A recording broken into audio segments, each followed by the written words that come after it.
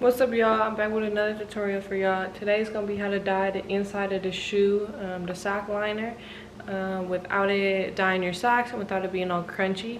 It's a lot easier than a lot of y'all think, so it's gonna be a pretty short video, but we're gonna get straight into it. Alright, so these are the only materials y'all gonna need. Of course, your shoe, all white, inside all white.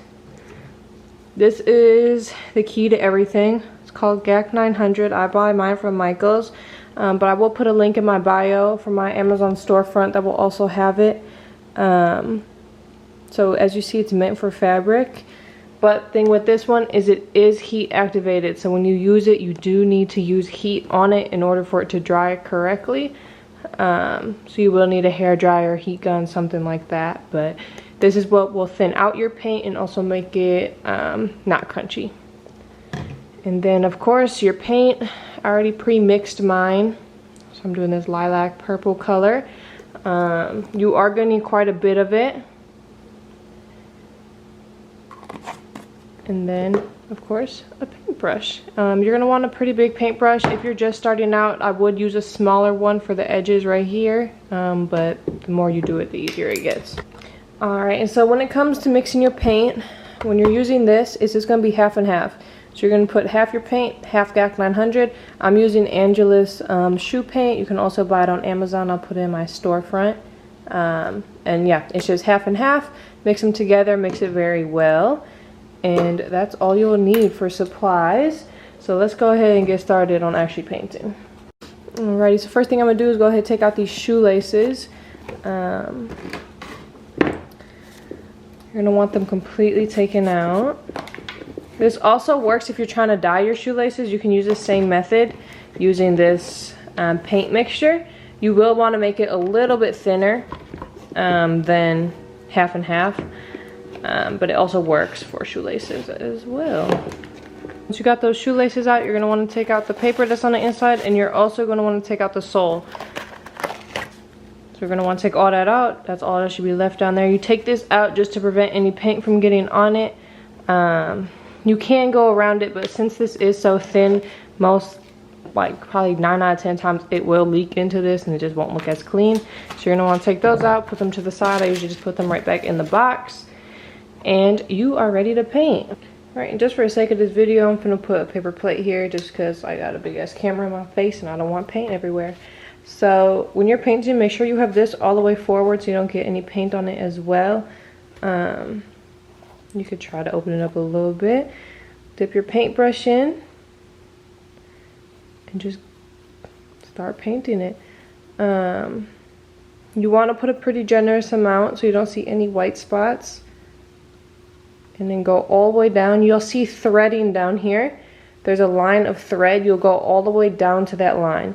So not the red one, but there's like white thread right here.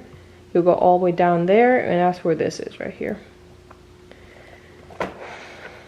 When you get near that thread, try not to put too much paint, as it will dye the thread and then it'll go through to the sole. And it'll make your threading purple as well. So I'm gonna go ahead and get all this painted. And then once you get to the actual like outside of the shoe, this is where you want to be careful. If you do get it on the leather part of the shoe, it's not the end of the world. You can just take some acetone on a cotton pad and wipe it right off once it dries. But what I do is I put a lot of paint and I just press it towards the edge. Since it is so thin, it should just soak in.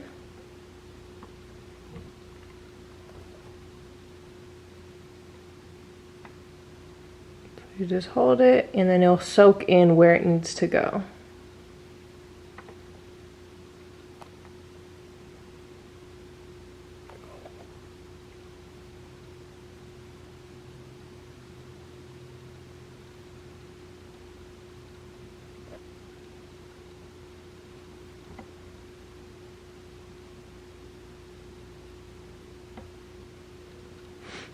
Alright, and now the inside is all painted.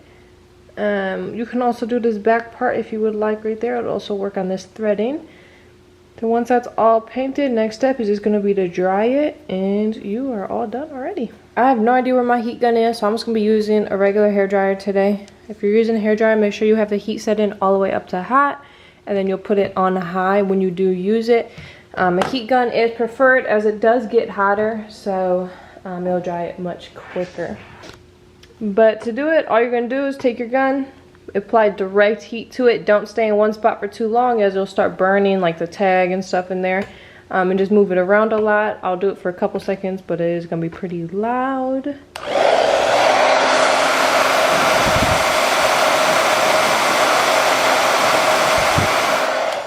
And you'll just go around like that for probably, I want to say 2 minutes. If you're using heat gun, probably only a minute. You'll be able to start feeling it though. Once that stops happening, it's fully dry. So just go all the way around until no more paint comes off on your fingers. So I just did that for a couple minutes. As you see, no more paint is coming off my finger. That means they are fully dry. So you can go ahead, put this back in and lace it back up if you're finished with your custom. But on this pair, I'm also going to be doing the rope laces. So I'm going to make another video on that will be posted right after this if you're curious on how to do the holes for the rope laces. And yeah, that is it for this video. If you guys have any questions, make sure to leave it in the comments, like, subscribe.